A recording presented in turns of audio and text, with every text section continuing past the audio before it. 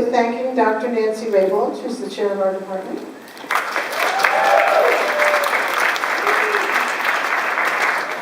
My name is Connie Ulasewicz, and I would also thank you. I would also at this time like to introduce a new faculty in our program who's a co-advisor of the Fashion Network Association, Dr. Kelly Reddy-Bess. Thanks, Connie. So thank you everybody for coming tonight, and it's really been a pleasure working with the Fashion Network Association and working with Connie as the co-advisor. And it is my deep pleasure to introduce the co-presidents of the Fashion Network Association, the ladies who have been the driving force of this show. First is Melissa Landeros. She is a journalism major here at San Francisco State, and also Annie Mack, who is a fashion merchandising major.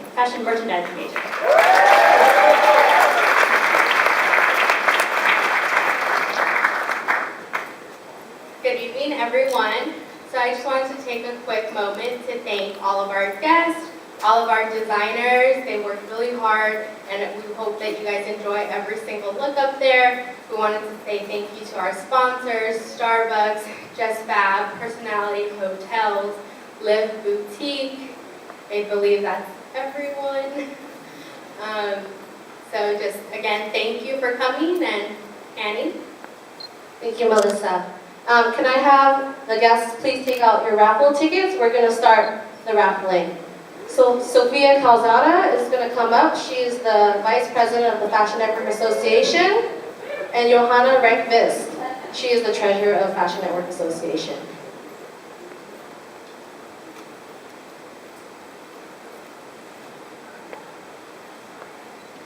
And the first prize is going to be a Just Fab gift bag, which includes jewelry, a gift card, lipstick, and many more. Ticket number 024430. Okay, please wave your hand. Congratulations, Nancy. If you are the winner, you can collect your prize at the end of the show. Please hold on to your ticket.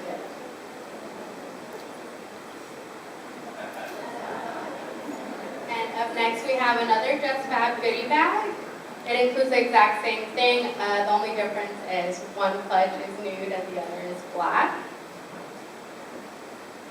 So, ticket number 024453. Yay! You won something. She had said earlier that she never wins any raffle prizes. And the third gift is also from Just Fab. It is a gift card. Ticket number 024427. Woohoo!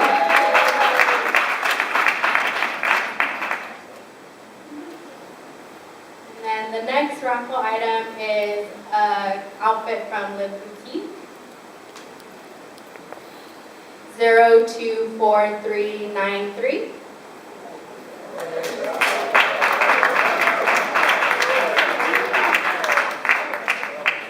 And the fifth prize is a one-night stay at Personality Hotels in San Francisco. Woohoo! Ticket number 024464.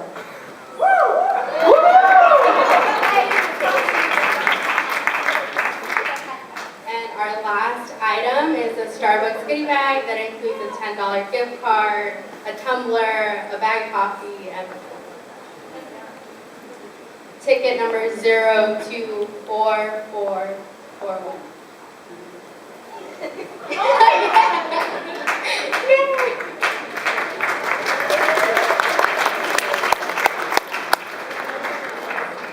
I would like to also thank the people who participated in the raffling, because all the proceeds go to the Fashion Network Association, so we can have these runways for the designers who worked really hard over the semester. And now Dr. Connie Ulasewicz is going to introduce the panelists. All righty. Thank you very much, Annie. The way the evening will run is that we have a panel on social innovation that I will be presenting to you, the panelists and the interviewee. And after that, we will have the runway show. We also have the privilege and the honor because our department, our students, our alumni, our community, we work together. And what we are showing you this evening is with the PASMA Award, that there are students that have worked very hard on this award. The design idea was because an alumni, Miss Ashley Kino, who is going to be the moderator for the evening, walked into the PASMA store and talked about her love of this program. She's a graduate. She's a former Fashion Network Association president. And what she loved about what she was seeing, that worked into a contest. And the awards are giving out for that contest this evening. So our moderator, that I am very happy to present to you, is Miss Ashley Kino.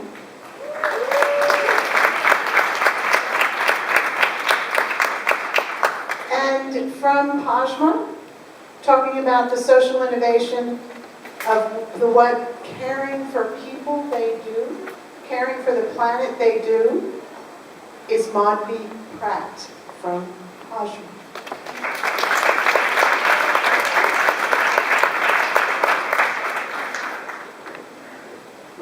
And our next panelist is Mr. Julian Dash.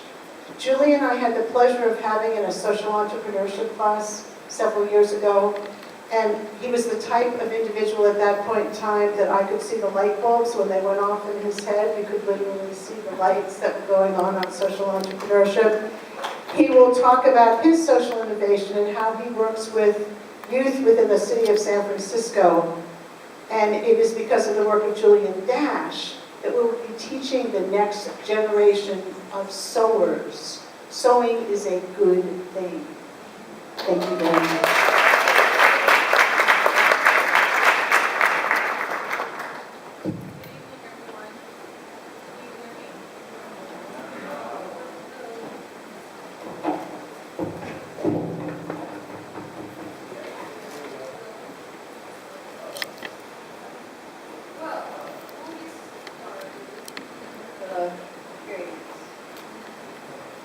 Thank you, Ms.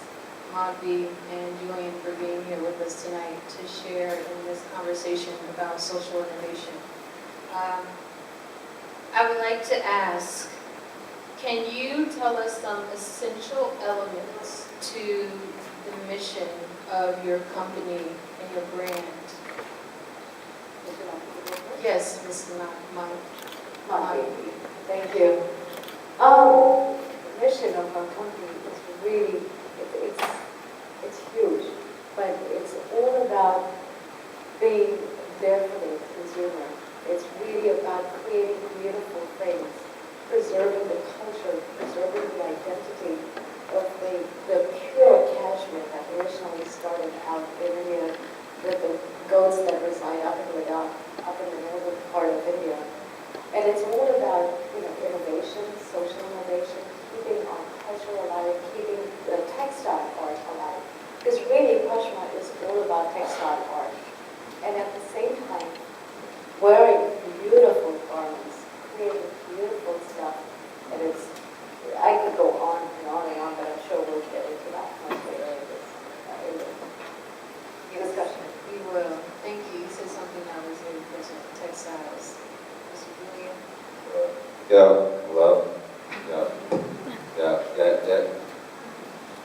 Hello, my business is called Holy Stitch. Full name is Holy Stitch Denim Social Club.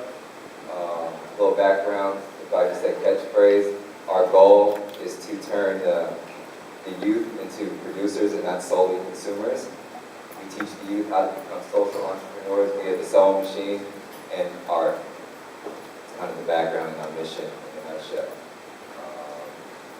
Our goal is to empower the future generation, as Connie said, and in the things that I find myself best at, and which is youth development and textile art, sewing jeans, denim products, and just sewing in general, and using that as a medium to empower the youth, as showing them that they can bring their ideas from their head to reality. I've been lucky to do so.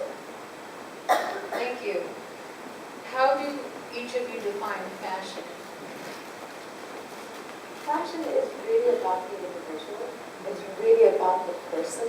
And Kashmir, I have to say this, it's really about what makes the person, glow, what really defines that person. Style defines you. You don't find style, style finds you. And that's what we're all about. And Kashmir is a very unique company in that sense because we don't mass produce anything. And it's all about textile art. For those of you that were watching some of the slides that were going on earlier, everything is produced in very, very small quantities. And it's all done by hand. So we really, really, keep the culture alive. We keep the traditions of the artisans alive. In fact, we have an artist in our midst who actually creates screens for every design. Like this particular poncho, for example, there were 23 screens that went into making this one poncho. He painstakingly actually draws everything himself. And then each screen is then printed. It's not mass-produced. It's all about the art. It's all about textile art. And that's what we're all about, is preserving that. We also preserve the actual breed of the goat. There's a lot of genetic manipulation that is going on these days because of the demand for cashmere. Goats are being, crossbred with other goats so that we can get a higher yield of the fiber. But we actually, don't do that. We actually have the goats, the original goats, the Chantangi goats, that produce the longest fibers in the world. And the reason for that is because we want to preserve that. Thank you. Julian, how do you define fashion? Oh, no, I was trying to think about that for a long time. Or simply explain how you chose what it is that you wore today. Sure. My first question, the first one, fashion, the first thing I think about is like what's clean in the morning. And being able to work best with what I got with that. It's my personal fashion. Usually it's on the floor.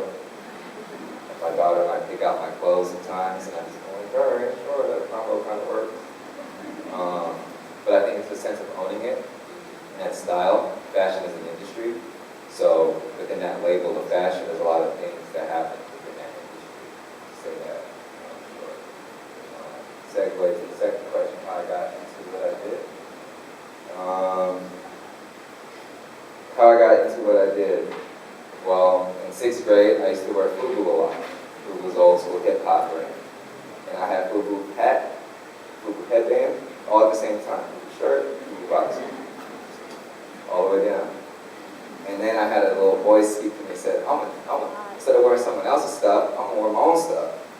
So that was that. That was 6th grade. And I said, I'm gonna have a clothing store. Then after that, finding myself in college, I left to college and did graffiti. I did graffiti because my mother was really good at drawing and I was scared to draw. So as a means to overcome some psychological thing, I picked one thing to draw over and over as a mark of my progression. And I put it on walls and stuff. So that I got into graffiti. I got in trouble for graffiti. And then after getting in trouble, whatever, some random day I took a nap, and I woke up from the nap, and someone said, learn how to sew, and I thought that was stupid. And then because I all these imaginary connotations about it, I called my mom right away, and let her know. And she says, oh, that's funny, Julian. I was a fashion stylist and coordinator, and yada yada in Japan when I was, your age. Oh, that's crazy. That's it. From that day forward, things started falling from the sky. I didn't know I lived 1 block away from the only sewing machine supplier, but all kinds of weird things that just go on, serendipity type things. And after that was an affirmation of what I'm supposed to do. And then being with the youth background and passionate about better than what I had been doing. Combining that with this new denim craft and art in general, and I just found a way to combine the two. Those are the two most important things. And then to monetize it and to be passionate about it so I can make a career out of it. Like my kids and children. Oh, then Connie, I took her class and I was always sketching, but I listened. She really inspired me to, she taught me what a social entrepreneur was. You know, it's like I could save the world and be a hippie, but I can make money doing it. So that was that. And after that, like, again, that was a life changer. And so I owe a lot to Connie because she woke that up and make that tangible in reality. Thank you for sharing that. So you touched a little bit on some of the things that were challenging or didn't actually make sense at first. So I would like us to go into what have been, Maki, some of the challenges with having the business Kashima. And it can be anywhere from transitioning, targeting a certain consumer, integrating a certain consumer that you probably didn't anticipate at first. Can you talk a little bit about that to give us some more insight into that? Sure. First of all, let me start off by saying that the average consumer, really Kashima is for everybody. There is no real consumer, so to speak, for Kashima. But for the most part, it's the well-read woman, the professional woman, the professional man who's traveled the world, who's familiar with art, architecture, culture, who's willing to explore, because our clothes embody a lot of that stuff. But speaking of challenges, one of the things is because Kashima is a global company, we're known in the rest of the world, but we're not that well known in the U.S. So one of our challenges really has been, just awareness for people over here to really know about us, learn about us, and know who we are. And the fact that we do all these things for the tribes and the quality of the products.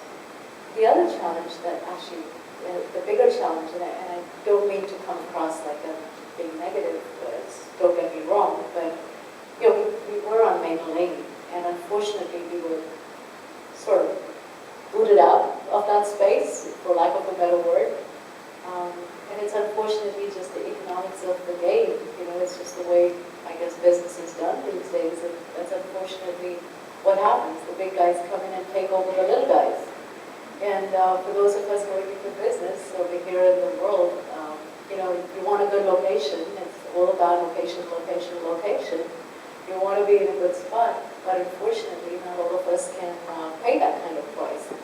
And so we moved to a different location, which has its set of challenges. And but it's okay. We'll make it work.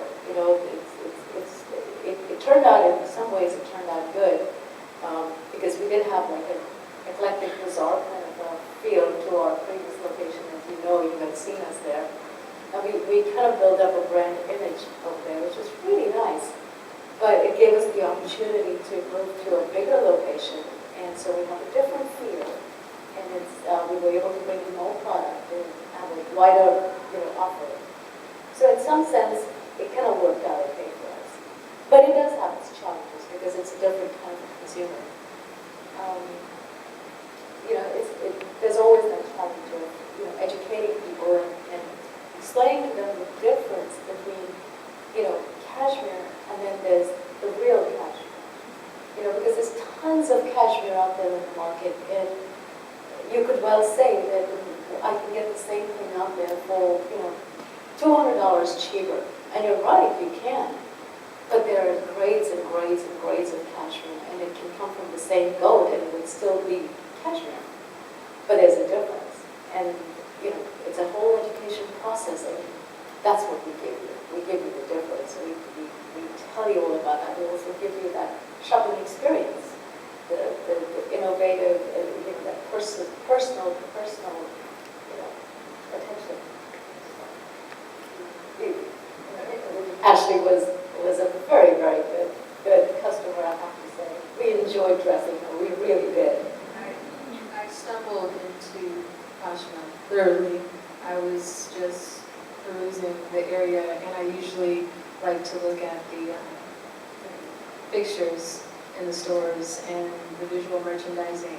And before long, I saw this logo, and I walked in, and she is nicely sitting in the audience, and she was very, very knowledgeable, and I told her that I appreciate her product knowledge, and thank you for that. So Julian, what are some of the challenges that you have experienced in creating your company, your brand, and how have you evolved from those challenges? And continue to- She hit it on a couple of them. Location, but that leads to like, just, well, challenges. What's a challenge? Success. What's failure? What's a mistake? Like, is this, how willing are you to reach your goal? So, challenge is a part of it, right? Location for sure. Securing that by having to innovate and finding new solutions to new problems because of that. As a business, that's a regular business one. And then, of course, the education process. There's a million sweaters, cashmere items, there's a million jeans out there. What's the difference? I buy the juice I like because the bottle is designed this way and it says I'm saving the world, and maybe it has some slang or something, like it just vibrates with me. And so, yeah, but personal challenges that overall to me personally, which are into my business, would be being an artist, coming from the art realm and like artist mind, using stereotypes right now. It's sometimes hard to run a business. So I have some business inclination in me somehow, but to fully monetize my time and to express myself and to put it out, propagate it to the world properly, I have to collaborate with the right people. And that is always a new challenge. And that is always a beautiful disaster, new evolution, thing that just keeps on growing. And so it'd be like the artist reminding you of the business. Thank you for touching on that with a lot of others in the audience. So, to segue, I believe that both of you touched on education, and education is extremely prominent in our world, in our existence. And with that, I would like to allow you, Kashma, to share the educational experience you and Jackie have been able to have with the San Francisco State Apparel Design Merchandising students this past semester. Sure. Thank you, Ashley. And if I may just take a moment, when we talk about education, I kind of just want to take a couple of seconds to just briefly touch on a little bit of education that we do even for the tribe that we actually support. If I may just throw that in. The Champa tribe is the one that we support. They're up in Ladakh, like I mentioned earlier. They're the ones that rear the goats. And we have a lot of initiatives. We support their livelihood, which what that translates to is that we take care of their education, we pay for their medical, we pay for their food, pretty much take care of the tribe, because we really believe in giving back. We really want to be a socially responsible company that believes in taking care of their workers. And we support the nomadic lifestyle of the tribes because that's who they are and that's their culture, and we don't want to change it. And we want to support that, but at the same time we pay for, we pay them fair market price for their fur, but we also pay for all these other things so that they can do what they do best, which is rear the goats.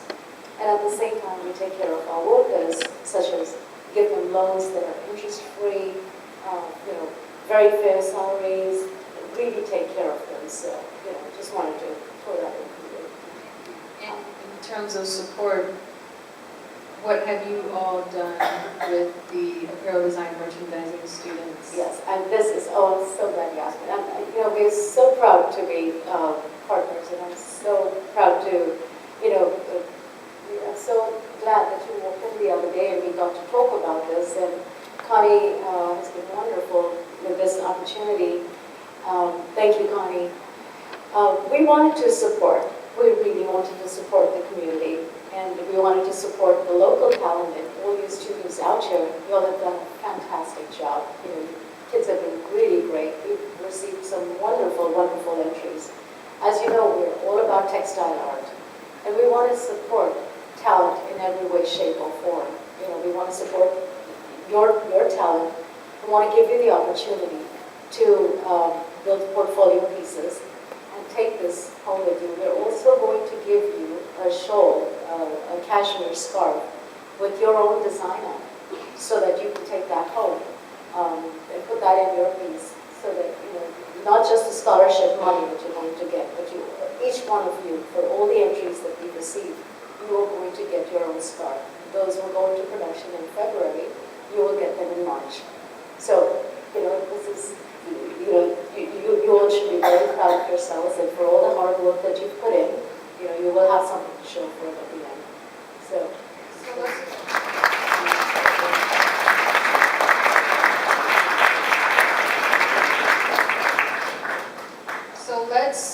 there were a total of 7 entries. So let's acknowledge those 7 entries. yes, definitely.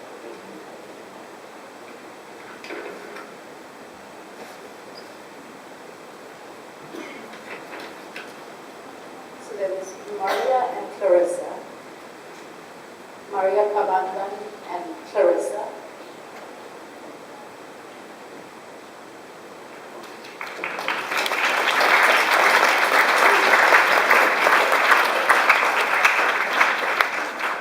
Katie Ryder.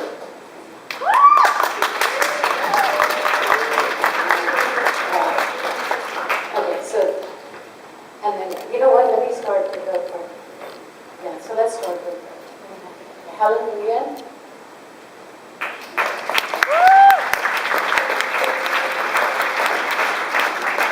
Okay. Do I have Helen Nguyen?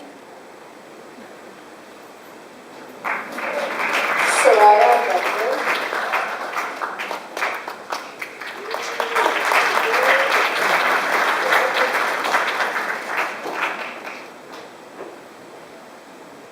Justin Soon.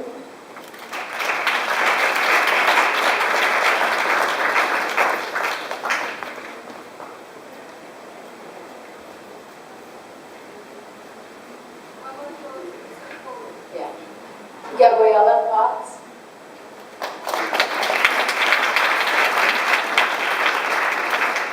Elaine Green.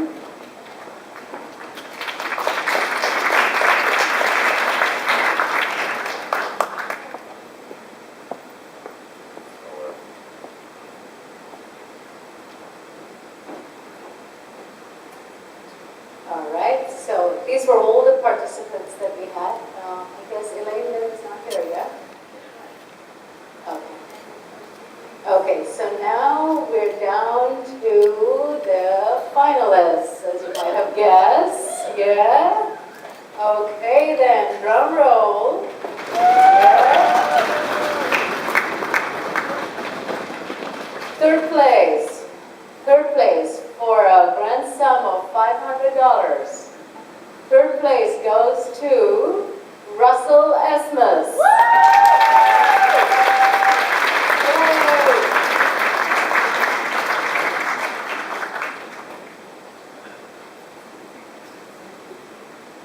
I will gladly accept for Russell. He's taking an exam tonight. And here's your check, Russell. Okay. All right. Are we ready for second place? Second place for a total of $1,000. Woo! Second place goes to Kaylee Ryder.